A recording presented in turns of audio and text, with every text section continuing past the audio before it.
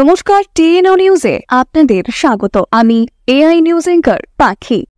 রাজ্যে নতুন সরকার গঠনের পর একেবারে রাজ্যে প্রতিটি কোণায় শ্মশান থেকে মহাশ্মশানের কিন্তু উন্নতি ঘটেছে এবং এটারই আরও একবার প্রমাণ দিল রাজ্য সরকার। জানা যায় যে কোটি টাকার উপর ব্যয়ে অত্যাধুনিক মহাশ্মশান নির্মিত হলো বিশালগড়ে এবং এই পুনর্নির্মাণ নিয়ে কিন্তু সেখানকার এক ব্যক্তি গোটা বিস্তারিত জানিয়েছেন যে বিশালগড়ের 6টি গ্রাম কেন্দ্র এবং রাজ্য সরকারের সঠিক পদক্ষেপ ছিল বলেই এই পরিত্যক্ত শ্মশানটি আজ প্রাণ ফিরে পেল।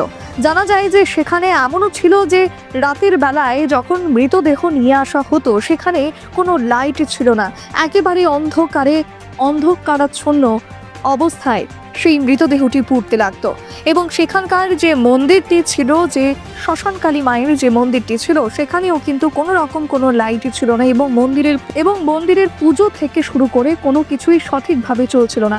এবং এই উদ্যোগটি রাজ্য সরকার নেওয়ার পর বিশালগড়ের এই মহাশ্মশানটি অত্যন্ত সুন্দর হয়ে উঠেছে এবং রাজ্য সরকারের এই কাজকে ভূয়সী প্রশংসা করেছেন গোটা বিশালগড়বাসী। এখনকার মতো সংবাদ এ পর্যন্তই। পরবর্তী নিউজ ও আপডেটস দেখার জন্য অবশ্যই চোখ রাখুন টিএনও নিউজের পর্দায়।